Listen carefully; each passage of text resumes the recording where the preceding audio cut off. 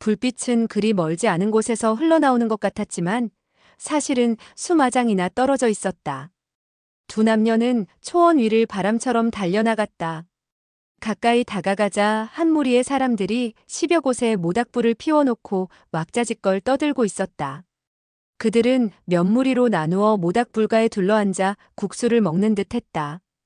두 남녀는 일단 몸을 숨기고 염탐하고 싶었지만 사방이 초원이어서 몸을 숨길 곳이 마땅치 않았다.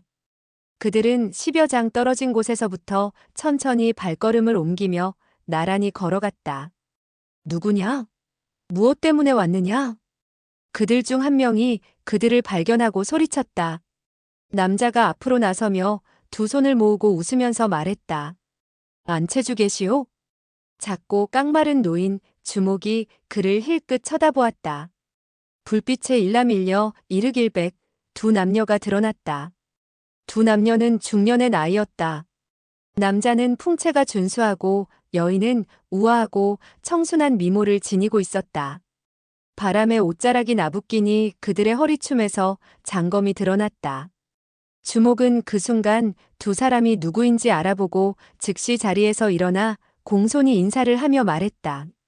알고 보니 강남 현소장의 석장주 부부셨군요.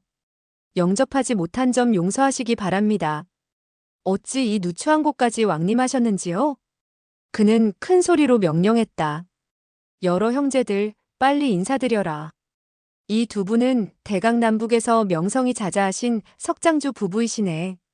주목의 말이 떨어지자 모두들 일제히 자리에서 일어나 허리를 굽혔다. 주목은 속으로 생각했다. 석청과 민유. 이들 부부는 우리 금도채와 아무런 원한이 없는데 우리를 이렇게 쫓아온 이유는 무엇일까?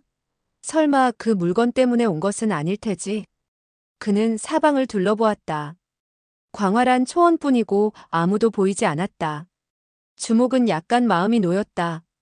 이들 부부가 검술에 있어서 천하무적인 것은 알지만 아무리 그렇더라도 단둘이서 우리에게 덤벼든다는 것은 중과부적이다. 이들 부부를 두려워할 필요는 없을 것이다. 이때 석장주의 아내인 민유가 남편에게 나지막이 물었다. 사형, 이분이 바로 응조문의 영웅이신 주목이라는 분이신가요? 이들 부부는 원래 사형 3회 관계였다. 따라서 결혼 후에도 습관이 되어 사형 3회라고 부르고 있었다. 그녀의 음성이 나지막했지만 주목은 충분히 들을 수 있었다. 그는 의기양양해서 속으로 생각했다. 빙설신검이 내 이름을 알고 있구나. 그는 즉시 입을 열었다. 영웅이라니 감당할 수 없습니다.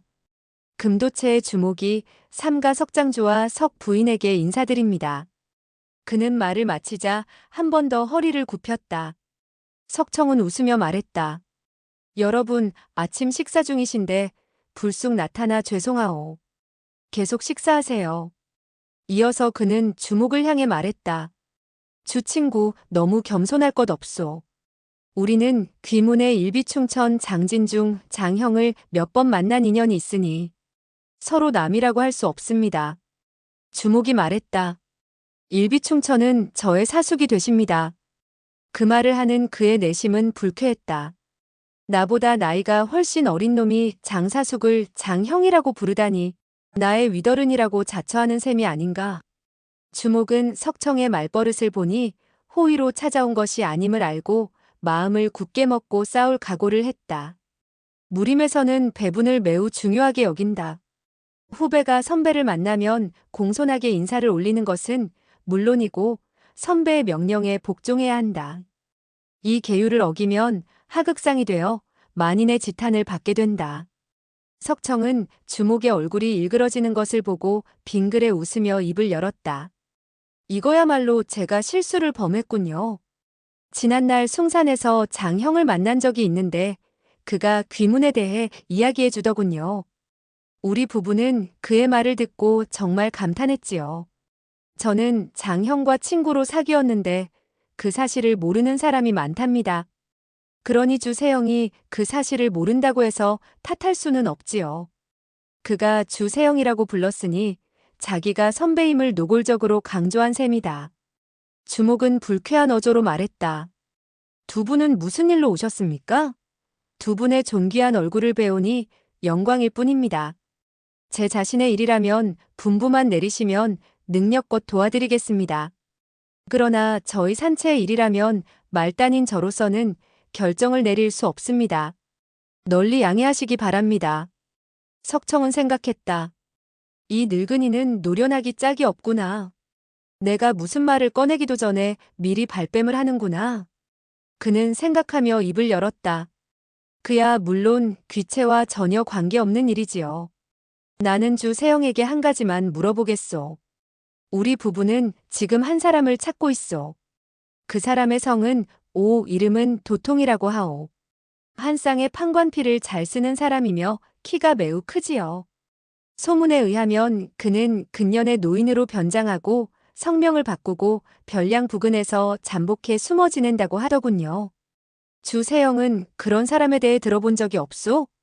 그가 오도통의 이름을 말하자 금도체의 무리는 즉시 긴장했다. 몇 명은 들고 있던 국수 그릇을 내려놓았다. 주목은 생각했다. 내가 동쪽에서 왔으니 당연히 오도통의 시체를 보았겠구나. 내가 모르는 척하면 오히려 의심을 받을 것이다. 주목은 하하 웃더니 대답했다. 하하, 그거 참 잘 되었군요. 석장주 그리고 석 부인 정말 공교롭군요.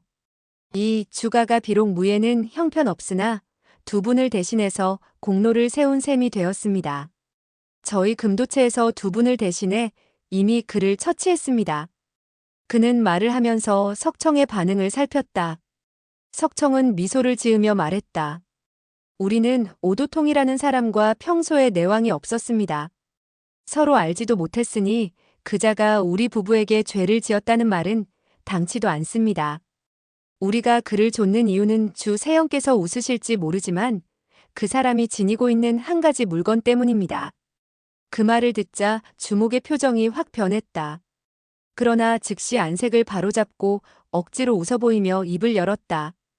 두 분은 소식에 밝군요. 그 소식을 저희 금도체도 진작부터 듣고 있었지요.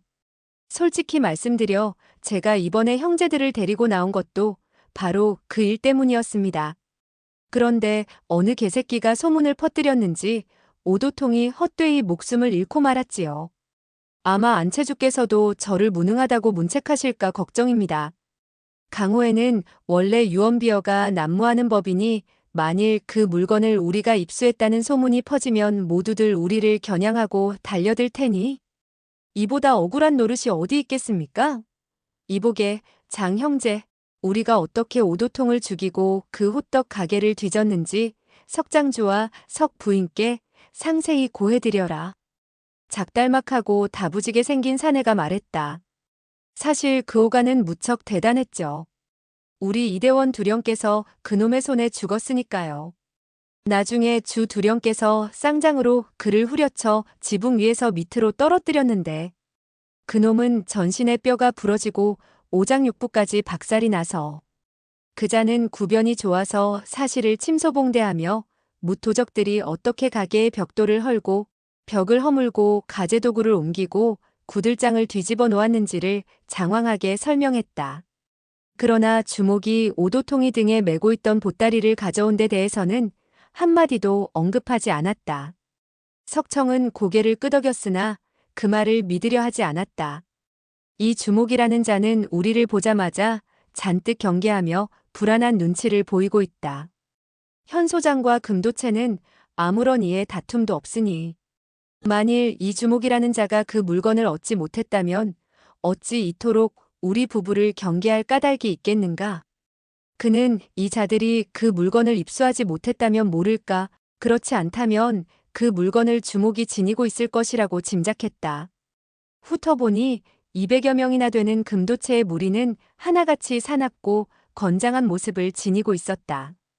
비록 인류 고수는 없었지만 수가 많으니 싸우기는 무리였다. 주목은 공손하게 인사를 차리는 것 같았지만 전혀 두려운 빛을 드러내지 않고 있었다. 이는 물론 사람 수를 믿었기 때문이라고 여겨졌다. 석청은 미소를 지으며 좌측을 가리키며 말했다. 주세영과 단둘이서 한마디 상의할 말이 있으니 잠깐만 저쪽에 보이는 숲으로 가서 이야기를 좀 나눌까요? 주목이 어찌 그런 위험을 자초하겠는가? 그는 즉시 말했다. 이곳에 있는 사람들은 모두 절친한 형제들이고 친구들이니 감출 것도 없소.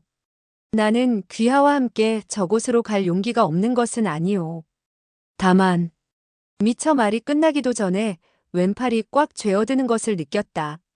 석청이 그의 왼팔을 움켜쥔 것이다.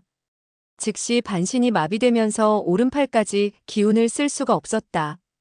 주목은 놀라고 분노했다. 석청과 민유 부부가 나타나자 그는 잔뜩 조심하고 경계심을 늦춘 적이 없었는데 뜻밖에도 석청이 정광석화와 같이 손을 쓰자마자 그의 손목을 움켜잡은 것이었다. 그는 자기 자신을 탓할 수밖에 없었다. 이와 같은 금나수법은 원래 응조문에서 내세우는 제주였다. 하지만 변변히 싸워볼 겨를도 없이 당하고 말았던 것이다. 그는 요혈을 제압당하자 이마에서 비지땀을 쏟아냈다. 석청은 낭낭한 음성으로 말했다. 주세영이 허락했으니 참 잘 되었군요. 그는 민유에게 말했다. 3회 이야기가 끝나면 즉시 돌아올 것이니 3회는 여기서 좀 기다려주시오. 말을 마치자 주목의 손목을 잡고 천천히 걸어갔다. 민유가 얌전히 말했다. 사형 마음대로 하세요. 금도체의 부하들은 석청이 웃으면서 주목을 데리고 걸어가자 일이 어떻게 돌아가는지 모르고 아무런 의심도 품지 않았다. 석청의 부인이 이곳에 남아있으니 더욱 그러했다. 주목 같은 고수가 기척도 없이 인질로 사로잡힐 줄은 꿈에도 상상하지 못했던 것이다.